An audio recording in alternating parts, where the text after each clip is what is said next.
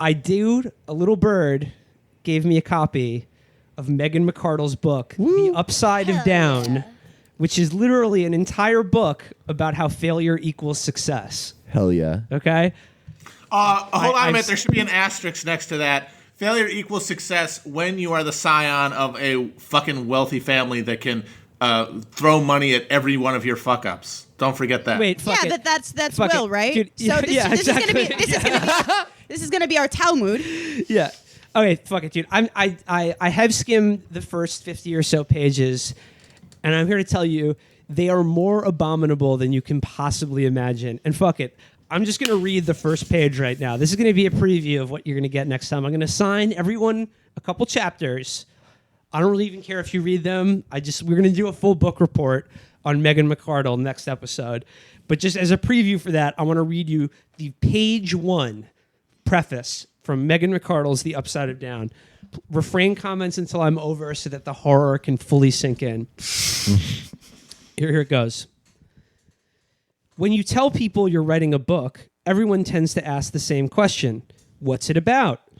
And when you tell them you're writing a book about failure, most of them want to know why. For 2 years, I've been giving the same answer. Write what you know.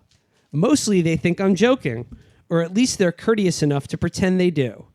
I've got a great husband, a great job, a 100-year-old row house near the U.S. Capitol, and an adorable bull mastiff puppy to chew up its woodwork. I've written for many of the top publications in the English-speaking world, and I got Viking to give me a contract to write this book. My life is, I must admit, pretty great. All these things are true, but this is also true. I am a spectacular failure. I am the Mozart of misfortune, the Paganini of poor luck. I have been laid off from more jobs than most people my age have had. Laid off, not fired, though I've been fired too. At one point, my talent for finding employment at apparently healthy companies that went out of business 4 months later was so amazing that an acquaintance in equity research asked me to let him know if I got an offer from any of the companies he covered so he could short the stock. As you'll see in the chapters to come, the amazing husband and the fabulous job and the gifts of my are the gifts of my previous failure. By extension, so are the house and the dog. Yo. Death to Videodrome, long live the new flesh. Yeah. I mean, that's true, though. That's true. Like, 9 times out of 10, when you see a person who's succeeding, you only see the parking space they just got, not the speed bumps they went over. Yeah. Megan McArdle, somehow she's managed never to be brought up on the show before, despite being like a canker sore, just a perpetual canker sore. Folks, a lot of the shitty pundits we make fun of on this show have 2 extraordinary skills, and we're working on building a 3rd. Megan McArdle is what I like to call a 5-tool pundit. She's an extraordinary shithead on so many levels. And like I said, from what I've read in this book so far, it is breathtaking. So she's a 5-tool tool. She's a 5-tool tool. So back to Megan McArdle. This is her take on, like I said, the hot new TV series, The Handmaid's Tale, based on the classic novel by Margaret Atwood. Now, keep in mind, again, with Bret Stephens, this is a little Chapo tip, listener.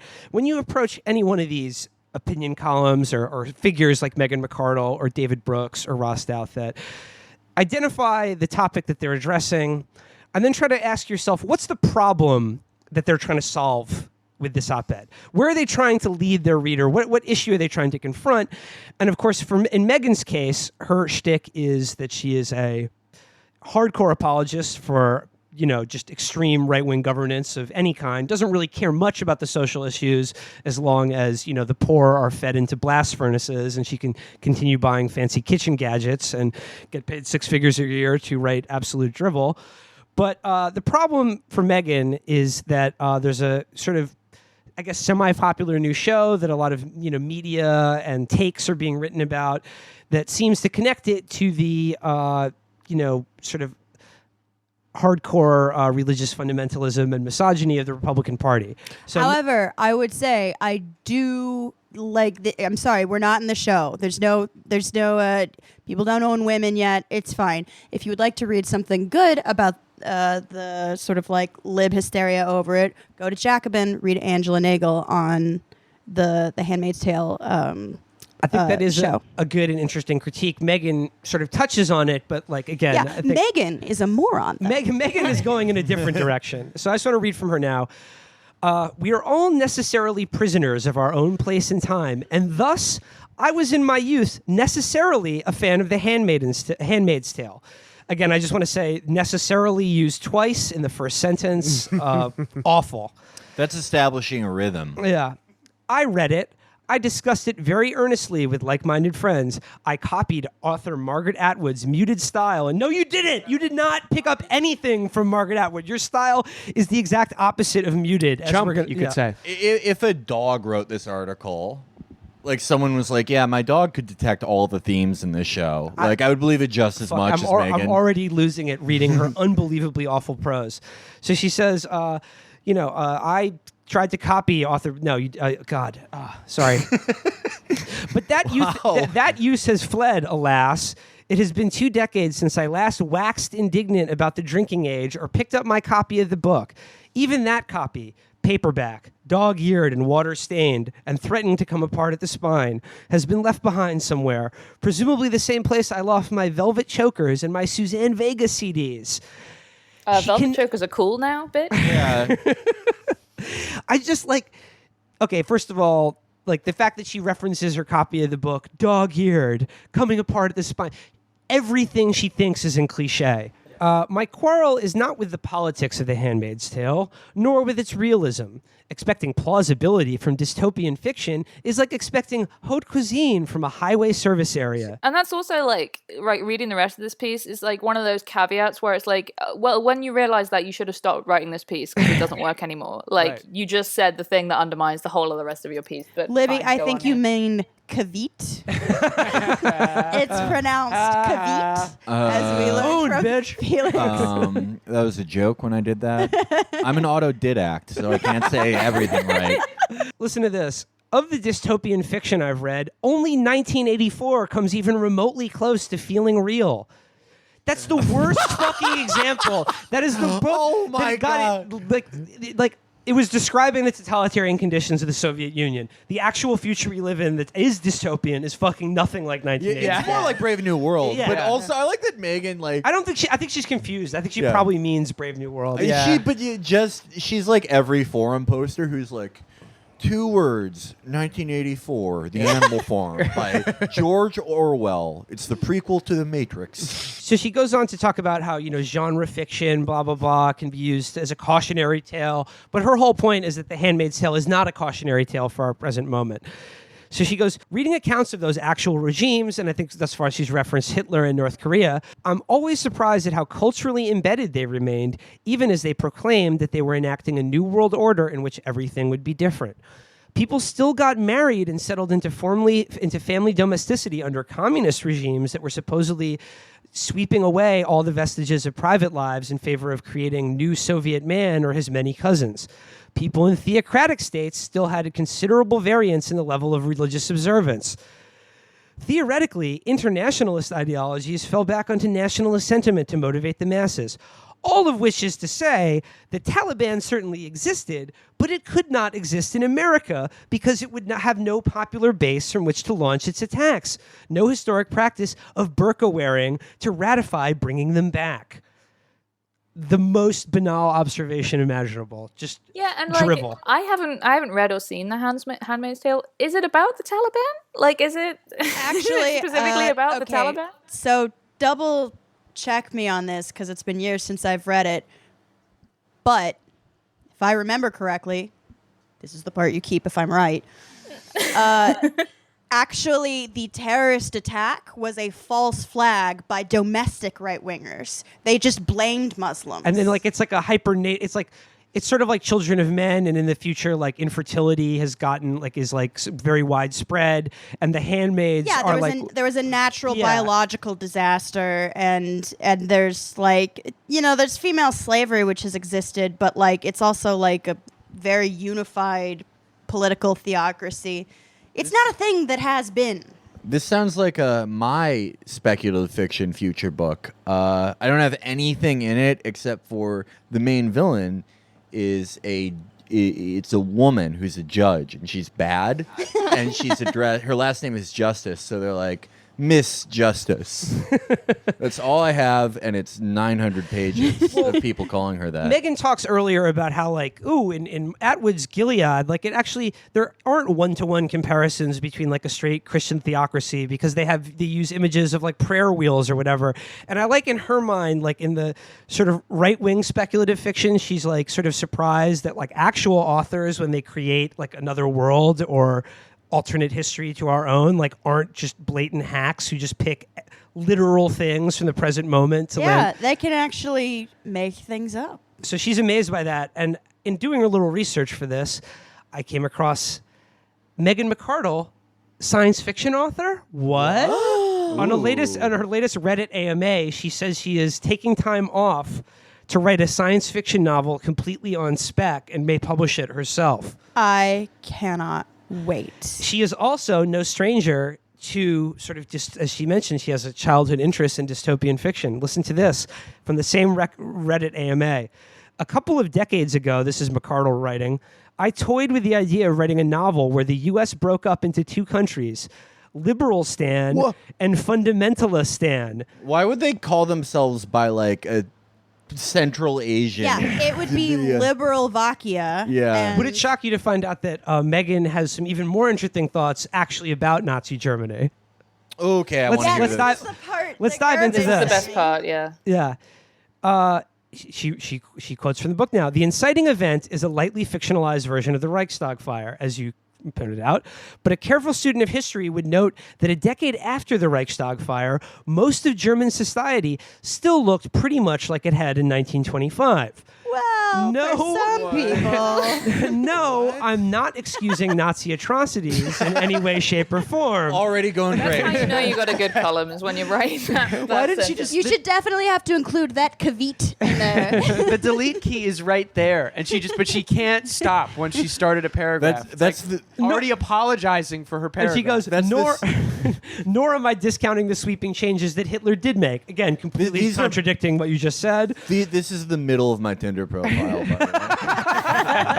I'm not excusing Hitler. I have nothing to do with Columbine, But they didn't gut renovate the economy, wipe out all religions that competed with the state, and completely reorganize society in the space of a few years. They left much of the economy and the culture alone.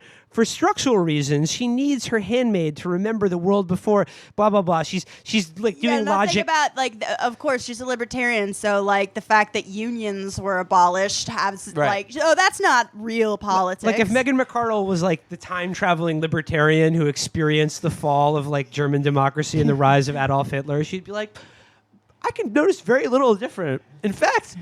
Is this 1932? Also, though, she's talking about Hitler's Germany. What if she considered the other places Hitler went? Right. And were they slightly different afterwards? she goes back and sees Auschwitz, and she's like, this is horrible. I had no idea that Hitler did this. Had a totally state-owned factory. Yeah, she looks at the Warsaw Ghetto, and never mind. I'm not even. Gonna go there. She looks at the Warsaw Ghetto, and she's like, okay, these are all rent-controlled. I know. I was gonna do it, but I'm glad you did. I am your shield. So I just love when libertarians stay in your lane, and by stay in your lane, I mean just talk about gadgets. I mean, pave your own fucking lane in the middle of the woods. Pave your own lane, stay in it, and by stay in it, I mean write about gadgets, the way service employees inconvenience you, how they should be disciplined more harshly by their bosses, and by out of your lane, I mean confronting any of human history or any of like the complex existential questions raised by historical atrocities. You're just not prepared to deal with it. I'm sorry. Also, you know what? Literature, skip it. Yeah, exactly. At the end of this god awful column, though, there's a footnote, and this is what Megan McArdle, author of The Upside of Down, has to say about a fucking genius like Margaret Atwood. I should say that upon rereading, I found The Handmaid's Tale somewhat diminished, as often happens with serious books we loved at a tender age. Somehow children's books do not suffer this depreciation. In some ways, I enjoy the Oz books and Narnia more than I did at 10. Thanks for including that, Megan. Margaret Atwood's sentences are beautiful, her grasp of interior monologue sharp, but it is a book about the tedium of a passive life under oppression. These days, I prefer hop on pop. One fish, two fish, red fish, blue fish. I have a whole new appreciation for them. And she has captured her subject too well. When you know what is going to happen, the tension that animated reading it is gone, and was somewhat of a chore to plow through the acres of wan character sketches and fallow meditation that lie between the sparse moments of action. Again, Megan McArdle, author of The Upside of Down, a book about why failure is success, and an aborted book about liberal stand and fundamentalia. I'm going to back her up, though, that sometimes when I've read a book before, I do feel like I know what's going to happen because for some reason it's apparent to me. Yeah. I think she's right about that. It's true. Yeah. Sometimes it's like... And no one's talking about that. That's why, like, when you're an adult, like you graduate from children's books like that, you read choose your own adventure books because never the same. You don't know what's going to happen. Yes. Well, choose your own adventure books are actually perfect for libertarians because it puts people in dire situations and then gives you Rational only choice. two Also, it lets you cheat, choices. and you're like, nope, and go backwards. Time for some game theory. Yeah, exactly. It's just like, here are your choices. Continue to work at a factory where you inhale toxic asbestos every day, or quit and have your family starve. Yeah. You have only two Start your own options. business. Yeah, start your own business. Yeah. It's the Triangle Shirtwaist Factory. Choose your own adventure. Okay, so that's Megan on popular culture. Please kill me. Classic. We're going to dive right into this reading series, and we're returning again now to my favorite, and by favorite I mean maybe the single worst person with a byline in our media, Megan McArdle. Yeah. Yep. Oh. She came out yesterday with what is honestly the worst take I've ever fucking seen, or at least one of them. It's up there. Mm-hmm. This is Redding and Bloomberg. Megan says, "Beware of blaming government for London Tower fire." Okay, this is like probably the first time she wouldn't blame government for anything. Well, sometimes they do the right thing and kill poor people. Here's the subhead, though. Perhaps safety rules could have saved some residents, but at what cost to others' lives? There's always a trade-off. I love that title formulation. That's beware of something that's obvious and popular and frightening to you in particular. You always see that in from people like George Will. At what cost is Subway cutting ties with Jared Fogle? What cost to you? Every single Megan McArdle take is the drill tweet where, drunk driving kills a lot of people, but it also helps people get to work on time. So it's impossible to know if it's bad or not. Yeah. But just think of that phrase, there's always a trade-off. Mm-hmm. You couldn't get a better example of a trade-off here, which, as we said, $5,000 versus what? A few hundred fucking lives burned, incinerated in this fucking death trap? But that's the thing. Like, that was her big, in her awful articles about healthcare and how we can't have Medicare for all, is she said the same thing. There's trade-offs. And yes, of course there's trade-offs. Everyone knows that. But right now, every single trade-off is dead poor people for granite fucking countertops and rich assholes pied-à-terres. And she's just defending that trade-off as good. Yep. And when I first saw this, my instant reply was like, this is the most cynical and disingenuous she's ever been, which is really saying something. But then I sat with it for a second and read the fucking piece again.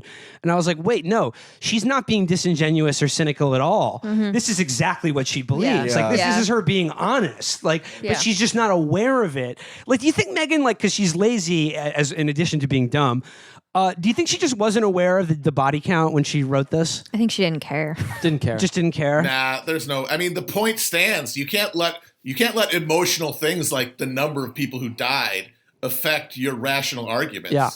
But let's actually read from Megan here. She says in her, singular prose style, "A few days ago, fire swept through Grenfell Tower, a large apartment building in London. It's not yet known what caused the fire, and we aren't conclusively sure how it spread so quickly, consuming the entire 24-story building. Nor is it known how many people died in the fire. As of Friday, the count is at least 30. So she was, in her mind, was aware of at least 30 dead people writing this article. What we do know is that there are ways to help control the spread of fire in apartment buildings, such as sprinkler systems. This has the making of a scandal for Prime Minister Theresa May's beleaguered government. Her immigration minister, Brandon Lewis, was formerly the housing minister. He declined to require developers to install sprinklers. The Independent quotes him as telling the Parliament in 2014, "We believe it is the responsibility of the fire industry rather than the government to market fire sprinkler systems effectively and encourage their wider installation." Think about that. We need a fire sprinkler awareness program. Yeah. No, she's just saying it's like, the fire sprinkler company needs a better PR campaign. No, I'm saying they would need to like hire ads. And be like, ask your landlord about sprinklers.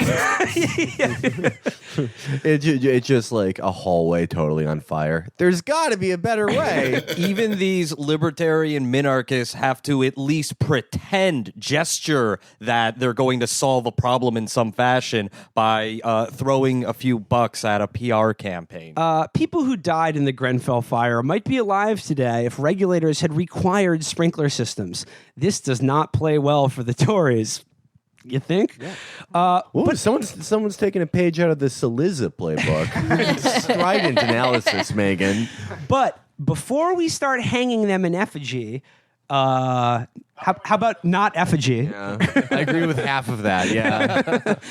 There are a couple things we should consider. The first is that even if the regulation had passed and required existing developers to retrofit sprinklers into older buildings, Grenfell Tower might not have gotten a sprinkler system before the fire occurred. Regulations are not implemented like instant coffee. Great analogy. Yeah. I've always said that. What's something fast? Just painting a beautiful picture with words. She said, they take time to formulate and further time for businesses to comply.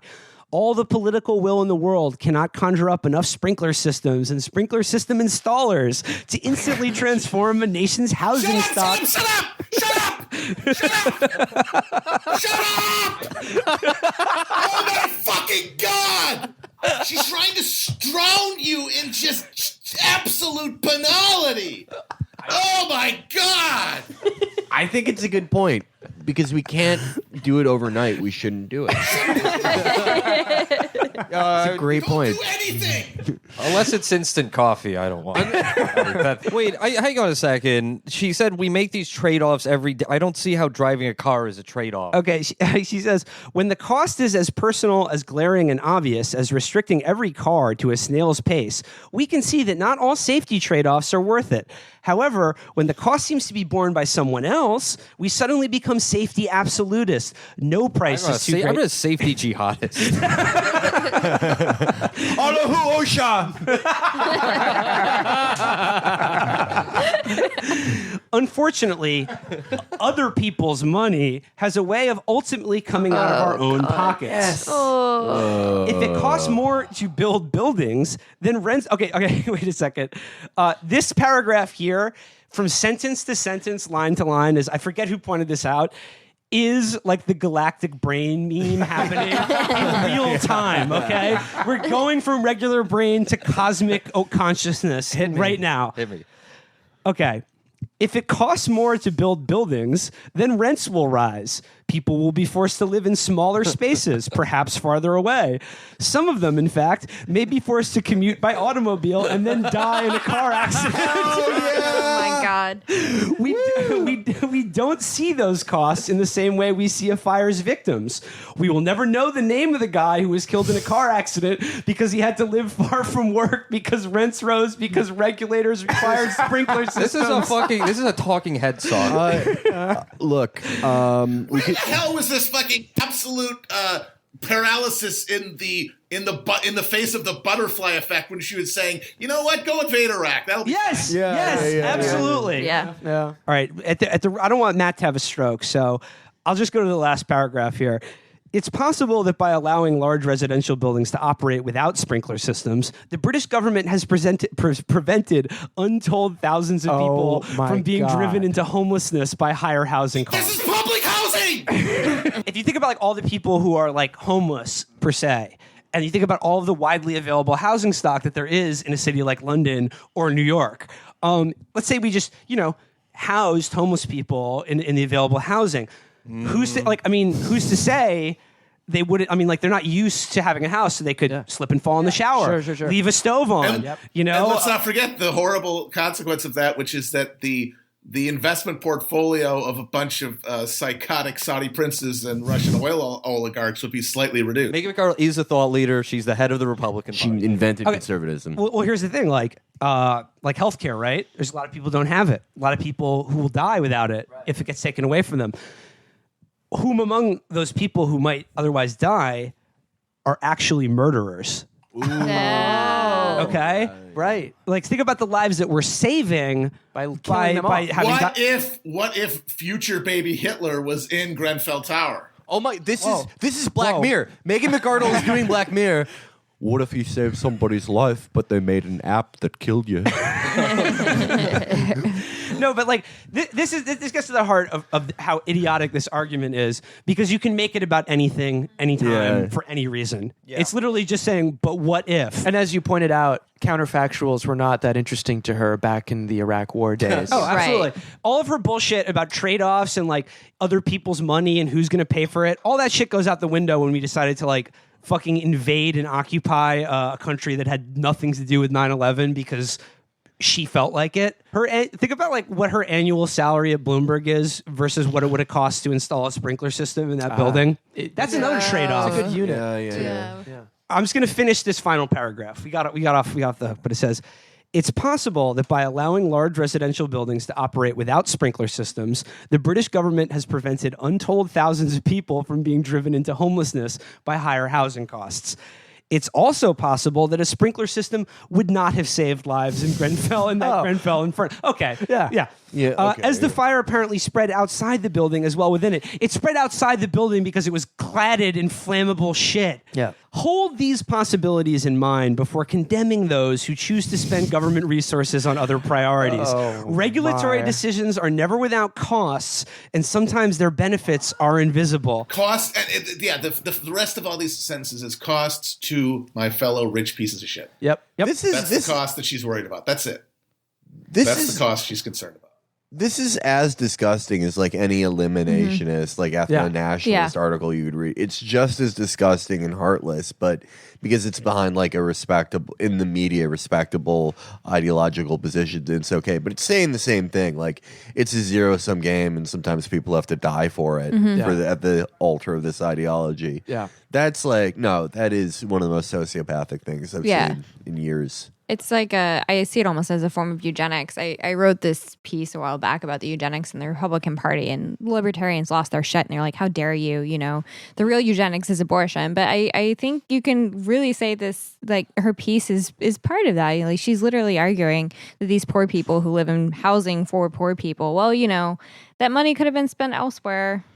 Makes you think, and that's it. Well, keep in mind, Megan's book was that we read on the show, The Upside of Down, Why Failing Well is the Key to Success. I think she would know. It's time for a revised edition called Why Burning Well is the key to invisible cost-benefit analysis. Creative destruction, you know? You can't have the good stuff without burning people to death. Yeah. Well, no, we're going to read to you Megan McArdle's advice for kids in a school shooter situation. That was just musing. Hey, how come, like, you know, these 24 kids don't just rush the shooter using their bodies? Like, just throw kids at this problem. If there's an active, still the bourgeois versions of thrift, diligence, and martyrdom in our youth.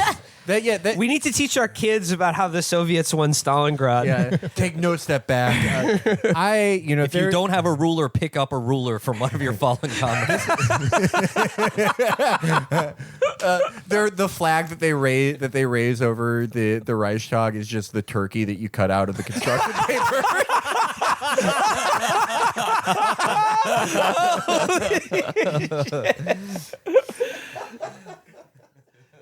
Fuck it. Let me read the McArdle's mass shooting take because he just got hired by the Washington Post to be a regular op-ed. In all seriousness, congratulations. She's a thought leader. Put in Post Malone. Congratulations. Where is it? Here he goes. She's a thought leader. She's a pog. Here she goes. Here's Megan. I'd also like us to encourage people to gang rush shooters rather than following their instincts to hide. This is less this is less realistic than Red Dawn.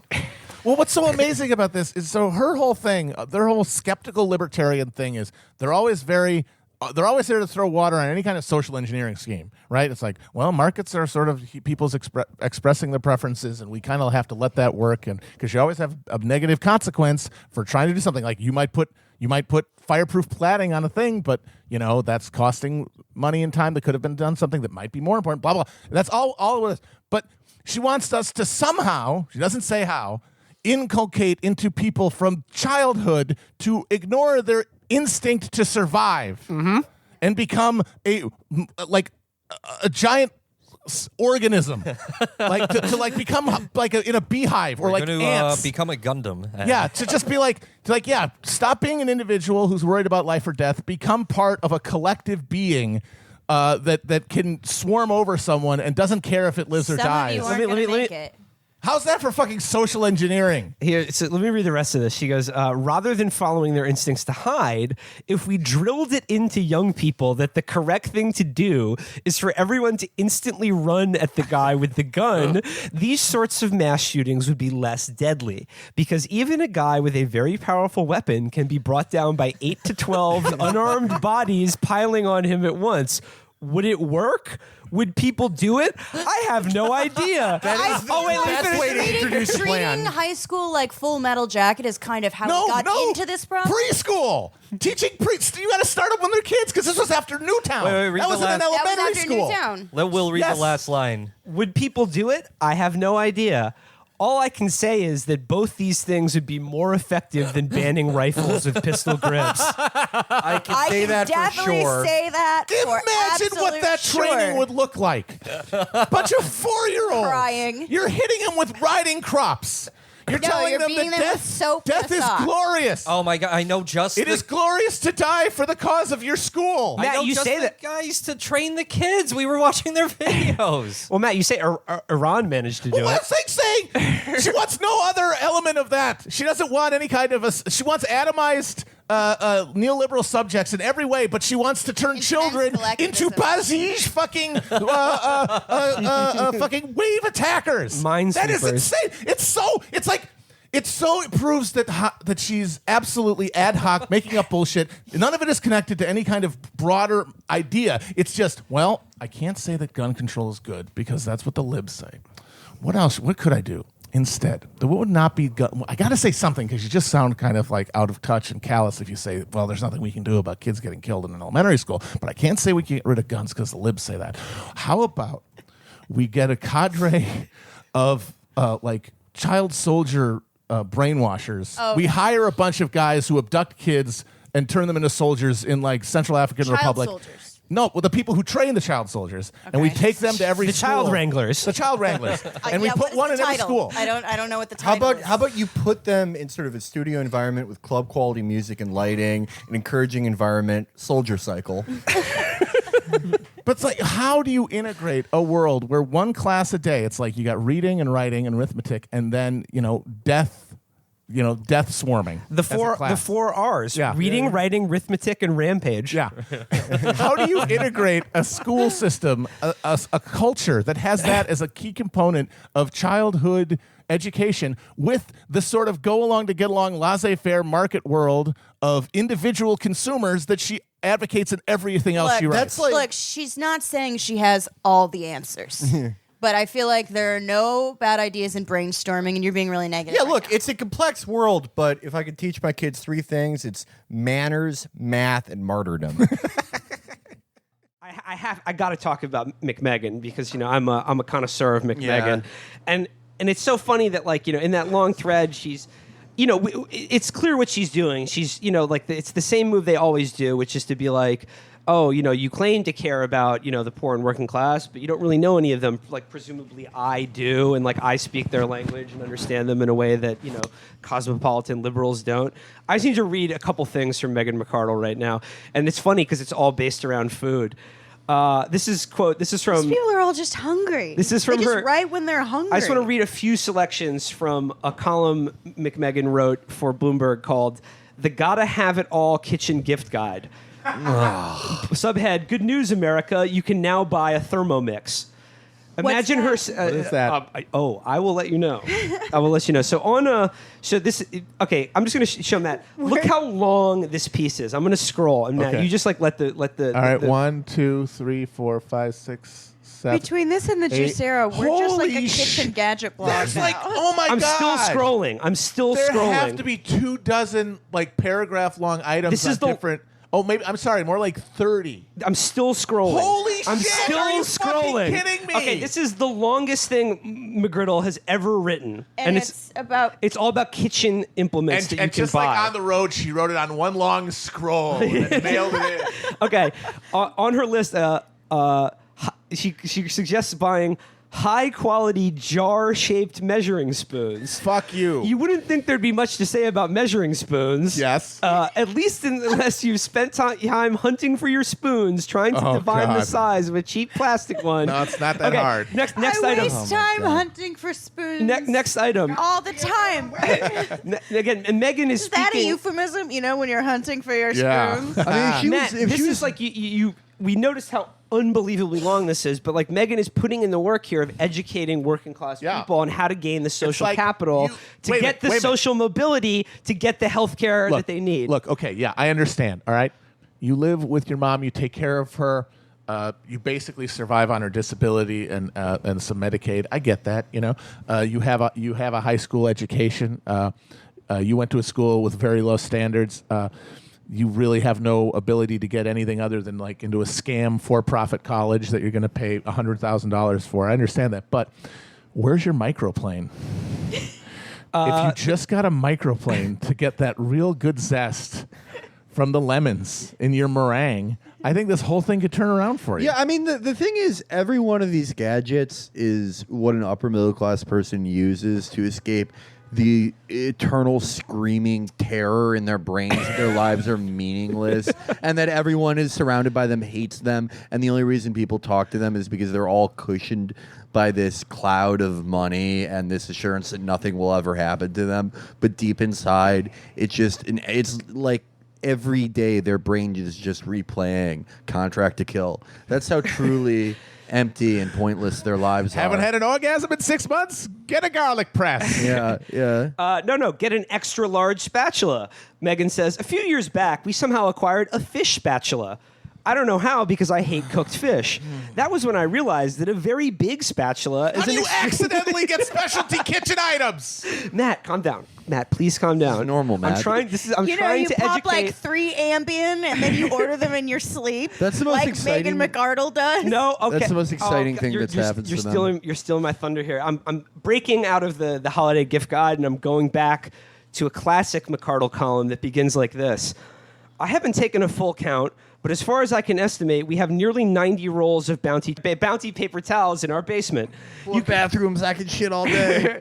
You could be forgiven for thinking we were stocking up for an expected flood from a nearby orange juice factory. Just terrible writing. Awful. What? Awful. But like, okay, she goes on and on. So wait a minute. Oh wait. For months, so she either has an orange juice factory next to her, which is banal and pointless detail, or she made up an orange juice factory, which is somehow even more banal. This is her and her gamer husband, who of course live in a very upscale part of Washington, D.C. that's just recently been gentrified.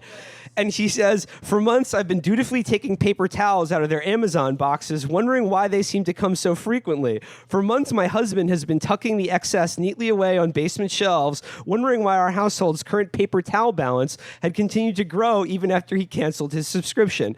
The truth was only revealed when my husband happened to be downstairs at the blah, blah, blah. It just goes on like that. I'm just going to really quickly read a few other items from the Gotta Have It All kitchen gift guide for the poor and working class. A pizza mesh, which ensures the moistness and crisp of your pizza dough. Just get DiGiorno. Wait. Do you want it moist or do you want it crisp?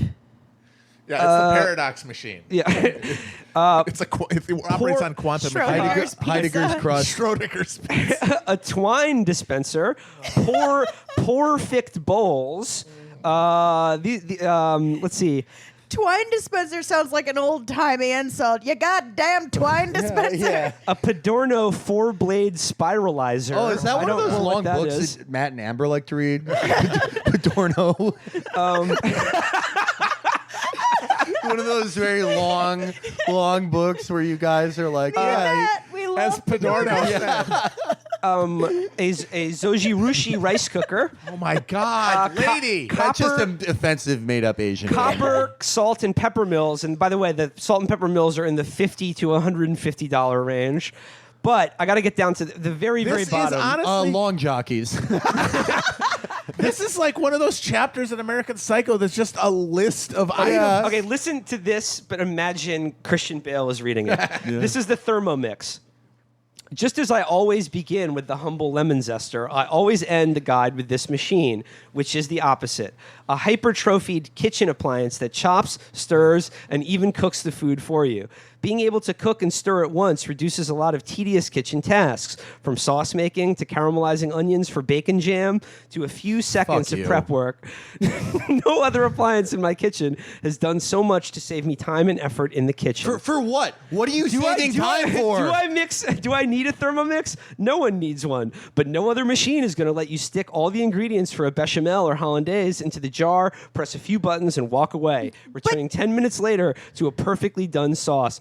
Or caramelize onions without standing over the stove for an hour. She repeated the caramelizing onions task Well, because caramelizing onions is like the one thing that like a doesn't take an casual hour, cook though. would take. It takes like 45 minutes 40 to minutes do it right. or so, yeah. Yeah. It's like making risotto. It actually is labor intensive. So of course they stay up at night in terror at the thought of having to do it. This is making me go into a depression spiral. This is reminding me of being at my friends' houses when I was like 9 and thinking like, is this all there is to life? Well, you should get the new Kenmore Depression Spiralizer. yeah, it's $80 and it'll make you into a good person. It's just like when she says like, you know, all those tedious cooking tasks. I can save time not doing those tedious tasks. And doing what? Just like looking up different versions of the same thing that you already bought. Like making a spreadsheet of your Amazon purchases. What? What are you doing? Just kill yourself. Excuse me, but somebody has to do a rigorous fisking of the UN's latest fraudulent reports on casualties from Iraq. Yeah. Take a guess how much piece the of shit. Thermomix costs, though.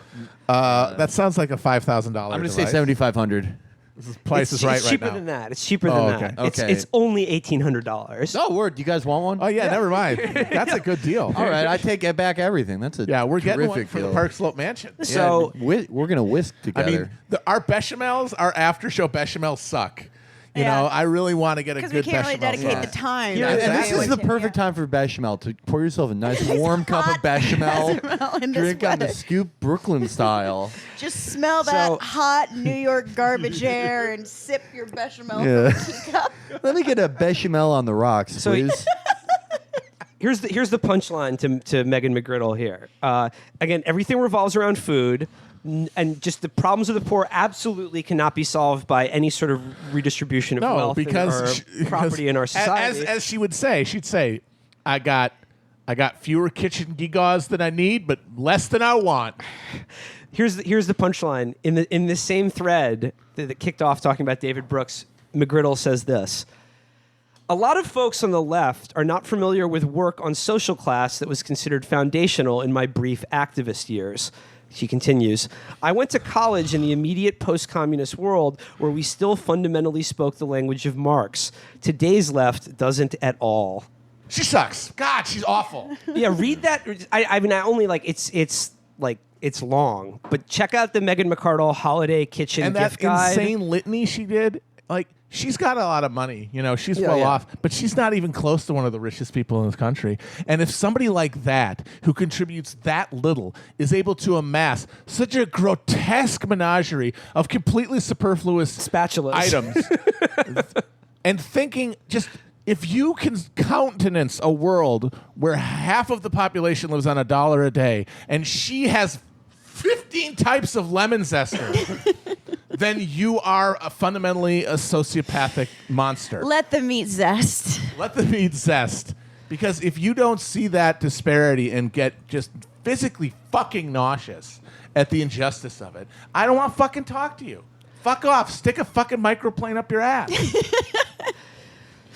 She has an extra one just for that. Megan Megan always inspires such good work. It's on true. the She show. well, she is. I think Virgil said it best. I mean, her inability to mask crushing banality and monstrous sadism at the core of her being and at the core of like libertarian nostrums is unique, and it makes her someone. It's useful. Yeah, she's a teaching tool. Every one of her things is just perfectly expresses a fundamentally false notion undergirding the whole worldview, and so you can just point to it and you just see the structural elements and how faulty they are. The Camprano McArdle teaching tool can emulsify, caramelize, and enrage your Matt Chrisman, saving you various tedious reading tasks. I don't want to have to read the things if they could just present it right to my face. Only $70,000 a month. I love the idea that Megan, through her holiday gift guides and Bloomberg View columns, is imparting the social cues that working class and poor people need to get, like she says, get the stuff they need. And by stuff they need, she means healthcare, housing, and education. Childcare, elder care. She actually means the Lad magazine stuff. Jessica Alba's boobs, eating bacon in a Ferrari.